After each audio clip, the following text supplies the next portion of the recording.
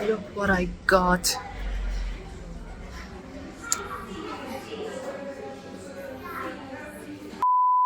Hello, everyone, and welcome to another movie review. I know it's a long hiatus, like I've been gone forever. I know it seems like that. And sorry, I wasn't just in the mood for it. And better be back with a Marvel movie. Right now, it's this one. The Marvels. Yeah, they gave this to us when we went to see the movie. It's not related or anything to the movie, but yeah, it's a good thing they gave this to us. Let's get to the movie. So I've always been a very huge fan of the franchise and the MCU. Like, when I begin to talk about it, I cannot shut up. I love it. I have grown up with the MCU since I was 15 when I first watched the Iron Man. And I grew up with all the Marvel movies. I love them. But I cannot deny the fact that some recent projects, like, they're not very good. Let's be honest. Even as a fan, I'm like, I cannot defend some of them. Oof.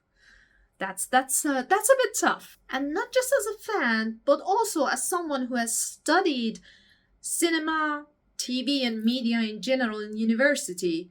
So I have a certain, point of view to the stuff that I watch.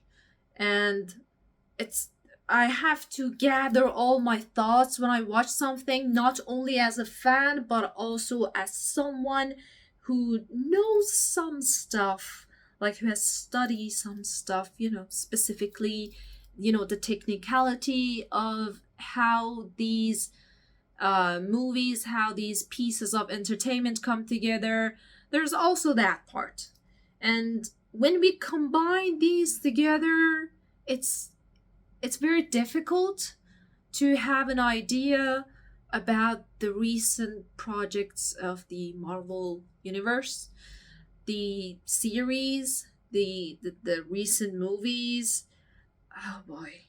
Like, the stories and the scripts weren't as well written and cohesive as they were in the Infinity Saga. We all loved that one. Good old days. Okay, but I'm getting ahead of myself. So, how's the Marvels? Like, let's just talk about the movie. And I know, like, there is a lot of toxicity around this movie. There's a lot of negativity, and I'm not here for it. I'm not buying it. I'm just here to talk about the movie itself, not the drama, not the toxicity, nothing. None of those stuff. I'm not here for those. I'm just here to talk about the movie, and that's about it. Because that's what I'm interested in, and that's the reason that I went to the university to study cinema. That's about it. Like, I love drama, but not this sort of drama. Nah. So the movie is directed and co-written by Nia DaCosta, and I'm not gonna tell you its stars because I know who is in the movie, like everybody knows. Let's cut to the chase. I mean, we have all seen the trailers. We all know whenever our three leads use their superpowers, they switch places. Okay, easy peasy. And we've also had a glimpse of our villain. These are the stuff that we've seen in the ad campaigns and in trailers. That's about it. Okay, that's all you should know. And the switching places is kind of related to Kamala's bangle, and sort of a jumping point, if I'm not mistaken, something like that. That's all you should know. Don't look and search for anything else because there are a lot of surprises in the movie, and they better not get ruined and spoiled for you because they're very cool. They're very, very cool, those surprises. So yeah, be warned about that. Don't go on social media for a few days until you see the movie. Alright, let's just talk about the actors. First, I'm gonna begin talking about the actors and the characters, and then we'll get to the other stuff. So the actors overall have done a pretty good job. I wouldn't say that person was bad or that person is miscast. No, such thing hasn't happened here. But the fact is that you just click with the character and sometimes you just don't with another. I never could understand Captain Marvel. I couldn't relate. I didn't find her relatable at all. And her being quite cold character, like, really didn't get to me. Like, I found her quite cold and always absent. And in my opinion, they're just running out of ideas, just excusing her absence and her never being there for others and whenever other people need, because she has, like, she is so powerful, and we saw that in Endgame. Like, we saw how powerful she is. So they should constantly come up with an excuse that she's not there for some reason, and I think they're, like, running out of ideas for that. But Brie Larson is pretty good in the role. I mean, very good. Like, she's an Oscar-winning actress, so she's good. But you know what? Something really got to me is Iman Vellani's acting. I didn't connect to her either. When I watched her series Miss Marvel, I didn't care for the series, to be honest. I didn't connect. I didn't like it.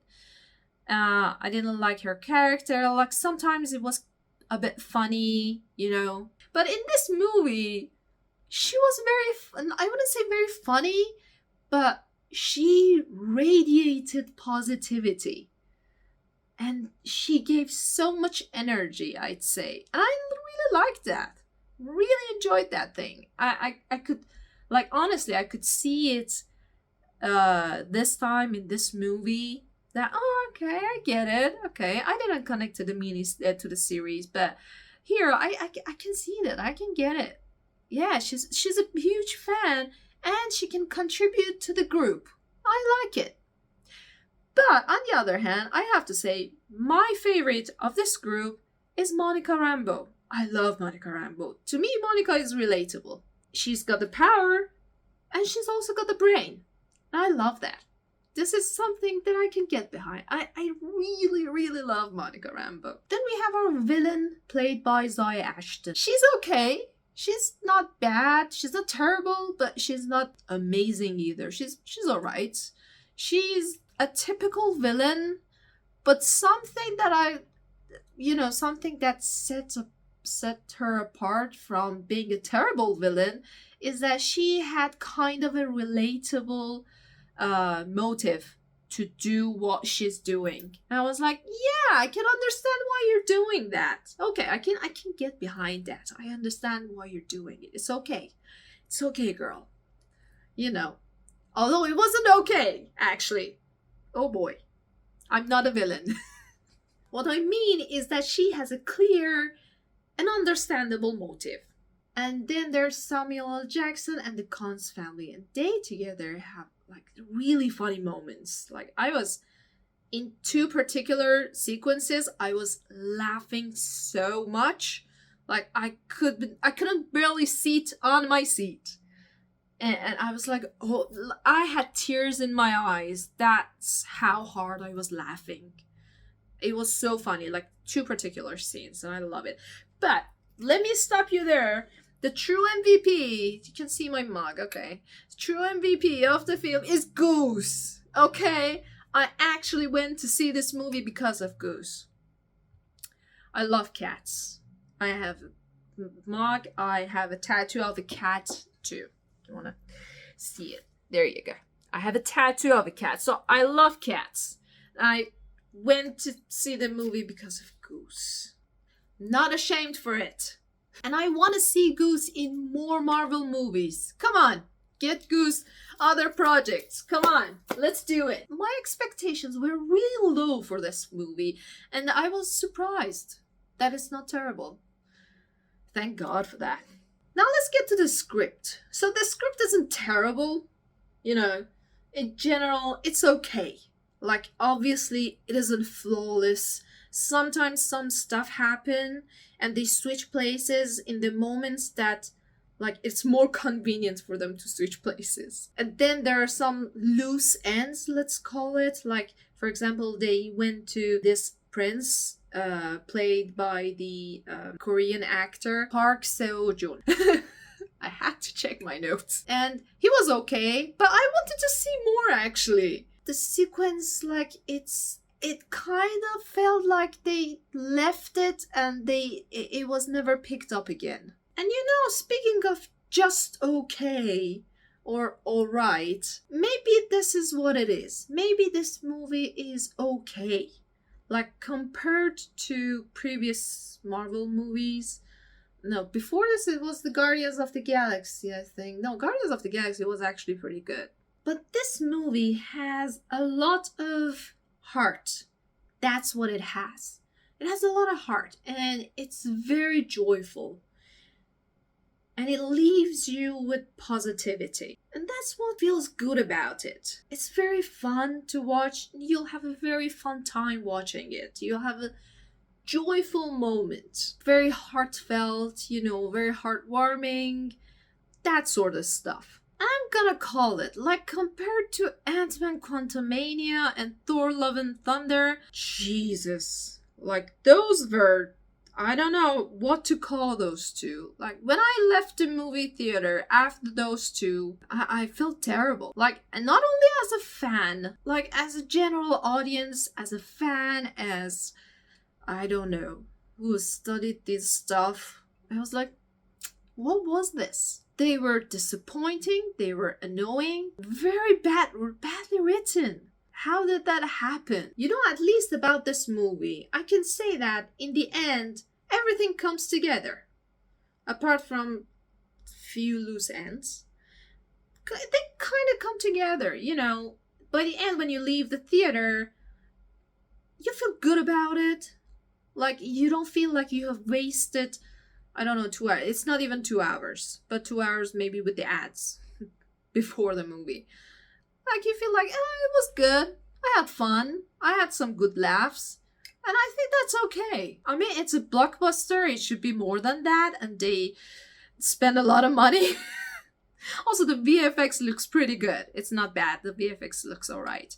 And the movie is also very colorful. Like, very, very colorful. I know that, oh yeah, the Marvel movies are very colorful. No. Like, the use of color is very intentional. Like, they knew how to use color. The cinematography was real good for this. And I really enjoyed it. Everything came together in the end. I wouldn't say the movie was perfect. No. Or it's not even a Marvel movie that, like, the Marvel movie that I will always love is Doctor Strange, the first one. The first Doctor Strange is something that I just fell in love. Then the first Iron Man. I adore that. This is definitely not those two, but it's a good movie. It's not bad. And it certainly does not deserve the toxicity. So yeah, this is my thought on the movie. And I certainly did enjoy it, actually. I quite enjoyed it. I had a lot of fun and I will rewatch it. Maybe not in the theaters again. So until the next video or the next movie review that I will do. And I hope that I will not take a millennia to make another one. Yeah, see you in the next one. Bye.